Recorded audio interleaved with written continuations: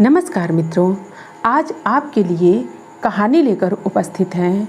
यह कहानी जरूर सुनिए, आंखें नम हो जाएंगी। हृदय को स्पर्श करने वाली सच्ची घटना है यह। कहानी में आगे बढ़ने से पहले आप हमारे चैनल को अवश्य सब्सक्राइब कर लेना, वीडियो को लाइक और अपने मित्रों से शेयर करना, एक छोटा सा कमेंट्स लिखकर हमारा उत्साहवर्धन तो जरूर करना मित्रों। तो आइए कहानी सुनते हैं। स्मिता, लॉकर्स की चाबी कहाँ है? भावेश ने सख्त लहजे में पूछा। स्मिता बोली, आज अचानक आपको लॉकर्स की चाबी की क्या ज़रूरत पड़ गई? वो तुम्हारा विषय नहीं है, चाबी दो। आज सुबह सुबह इस तरह गुस्से में बोलने की वजह तुम अच्छी तरह जानती हो स्मिता। मैं घर की छोटी बातों में दखल नहीं देता, लेकिन जिस बात के लिए मना कर दूं उसका उल्लंघन मैं बर्दाश्त नहीं करता, ये तुम जानती हो। फिर भी तुमने, लेकिन उसमें ऐसा क्या आसमान टूट पड़ा कि आप अपनी पत्नी से इस तरह व्यवहार करें? स्मिता ने कहा। स्मिता, अगर किसी इंसान का अतीत न जानो तो कोई भी फैसला नहीं लेना चाहिए। क्या तुम जानती हो मेरी माँ के बारे में? मेरी माँ के स्वर्गवासी होने के बाद मैं पीतल की थाली, कटोरी और चम्मच में खाना खाता था। वो तुम्हें पसंद नहीं था। तुम बार बार कहती थी कि उन्हें कबाड़ में दे दूं। तुम्हारे नज़रिए में वो सिर्फ एक पुरानी थाली कटोरी थी। मैंने तुम्हें साफ शब्दों में कहा था कि तुम इन बर्तनों को लेकर कोई फैसला मत लेना। फिर भी तुमने वो थाली, कटोरी और चम्मच कबाड़ी को बेच दिए। अगर तुम्हें मेरी माँ की थाली पसंद नहीं थी तो उनके पुराने गहनों पर भी तुम्हारा कोई हक नहीं है। चाबी दो, वो गहने मैं किसी गरीब को दान करना चाहता हूँ। स्मिता बस देखती रह गई। तभी अंदर से बेटा श्याम आया। पापा, आप इतने गुस्से में कभी नहीं होते, आज क्या हुआ? मैंने आंखों में आंसू लिए कहा, तेरी दादी और मेरी माँ की एक याद को तेरी माँ ने कबाड़ में बेच दिया, वो भी मेरे स्पष्ट मना करने के बाद। लेकिन पापा, वो तो सिर्फ एक थाली। बेटा, अगर उसका इतिहास जानना है तो चलो आज गांव चलते हैं। आज मैं ऑफिस नहीं जाऊंगा। मैं, श्याम और स्मिता तीनों कार में बैठकर गांव की ओर निकल पड़े। गांव के मंदिर के पास कार रोकी, अंदर गए। वहाँ पंडित पंड्या दादा दौड़ते आए। अरे भीखा, तू? स्मिता और श्याम हक्के बक्के।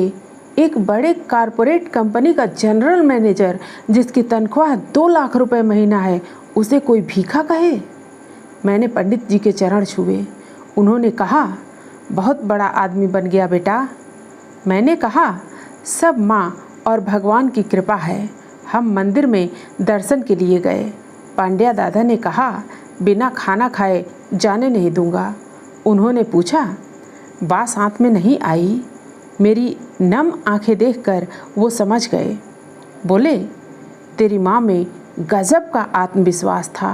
पढ़ी लिखी कम थी, लेकिन तेरा पालन पोषण बिना पिता के किया। ऐसा कोई पिता भी नहीं कर सकता। फिर उन्होंने मेरे परिवार से कहा, भीखा का असली नाम भावेश है, लेकिन गांव में सब उसे भीखा कहकर पुकारते थे। जानते हो क्यों? शांताबा के 3 बच्चे पैदा होते ही मर जाते थे। जब चौथे नंबर पर ये भावेश पैदा हुआ तो माँ ने मन्नत ली कि उसका बेटा लंबी उम्र जिए, तो वो जीवन भर चप्पल नहीं पहनेगी और 1 साल तक 5 घरों में भीख मांगेगी। सर्दी, गर्मी, बरसात, नंगे पांव भीख मांगकर बेटे के लिए भोजन जुटाना कोई आसान काम नहीं। भीखा तो बच गया, लेकिन 1 साल बाद उसका पिता चल बसा। उस टूटे हुए समय में भी शांताबा ने हार नहीं मानी। गांव का हर काम करती और बेटे को मंदिर में पढ़ने के लिए छोड़ जाती। उसका सपना था मेरा बेटा बड़ा साहब बने। मैं फूट फूट कर रो रहा था। मेरा बेटा श्याम भी दादी की बातें सुनकर रो पड़ा। पत्नी स्मिता हाथ जोड़कर बोली, मुझे माफ़ कर दो भावेश, माँ को समझने के लिए 10 जन्म कम हैं। भावेश ने चेक बुक निकाली और पंड्या दादा से कहा, ये 2 चेक हैं, 1 लाख का मंदिर के लिए, 1 लाख आपके लिए। लेकिन असली काम अभी बाकी है। माँ जिन 5 घरों से भीख मांगती थी, उन घरों में चलो। पंड्या दादा ने मुझे 5 घर दिखाए। मैं हर वृद्ध के चरणों में गिरा और 1-1 लाख का चेक दे दिया। रास्ते में पंड्या दादा बोले, बेटा, लोग 13वीं अस्थि विसर्जन करते हैं, लेकिन आज तूने अपनी माँ को सच्चे अर्थों में मुक्त कर दिया है। तू जैसा बेटा सबको मिले। हम लौटने लगे। घर के पास बर्तनों की दुकान आई तो स्मिता ने कार रुकवाई। दुकान के अंदर गई और थोड़ी देर बाद बाहर आई। उसके हाथ में माँ की वही पीतल की थाली, कटोरी और चम्मच थी। स्मिता बोली, कल मैंने इन्हें यही बेचा था, आज फिर से खरीद लाई। अगर ये सेट बिक गया होता तो मैं खुद को कभी माफ़ नहीं कर पाती। भावेश, मुझे माफ़ कर दो। मैं इतनी छोटी और कमज़ोर निकली कि इन बर्तनों का मूल्य समझ नहीं पाई। स्मिता, मैं कौन होता हूँ माफ़ करने वाला? मैंने तो बस यह समझाने की कोशिश की कि भावनाओं के रिश्ते कितने गहरे होते हैं। ठीक है, लेकिन एक शर्त पर गाड़ी में बैठूंगी। अब से मैं इन्हीं बर्तनों में खाना खाऊंगी। यही मेरी प्रायश्चित है। भावेश बोला, मुझे इतना ही काफ़ी है कि तुम्हें अपनी गलती समझ आई। तुम खाओ या मैं, यह ज़रूरी नहीं। ज़रूरी ये है कि जो भी हो, हमारे रिश्ते में आदर और समझ बनी रहे। प्रेम का बंधन इतना मजबूत होना चाहिए कि कोई तोड़ने आए तो खुद ही टूट जाए। अगर इस सच्ची घटना ने आपकी आंखें नम की हों तो इसे आगे ज़रूर साझा करें। भारत में 10.38 करोड़ बुजुर्ग हैं। हम चाहे जितना अपनी संस्कृति का गुणगान करें, लेकिन बुजुर्गों के सम्मान और देखभाल में हम कई देशों से बहुत पीछे हैं। 80% बुजुर्ग माता पिता को अलग बैठाकर खाना दिया जाता है। 20% माता पिता को सुविधा होते हुए भी घरवाली के डर से अलग रखा जाता है। 90% बेटे काम से आकर बच्चों को चूमते हैं, लेकिन माँ बाप से कैसे हो बापूजी तक नहीं पूछते। 70% बुजुर्ग कुछ बोले तो आपको क्या पता कहकर चुप करा दिया जाता है।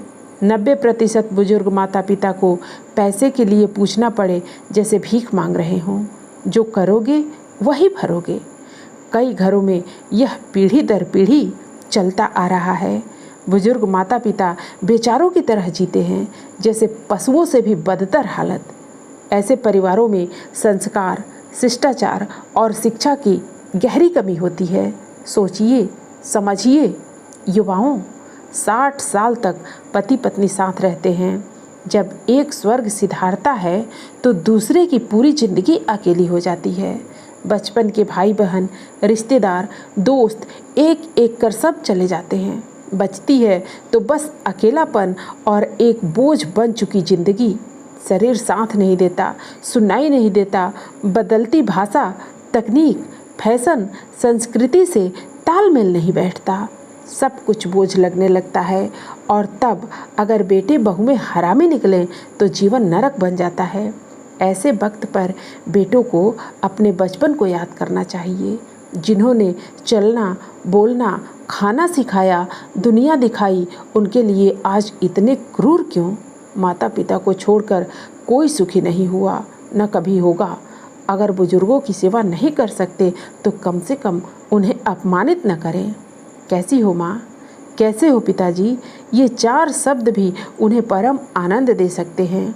यह आलेख आपको अच्छा लगा हो तो अपनों के साथ अवश्य शेयर करें। फिर मिलते हैं अगली प्रस्तुति में। धन्यवाद।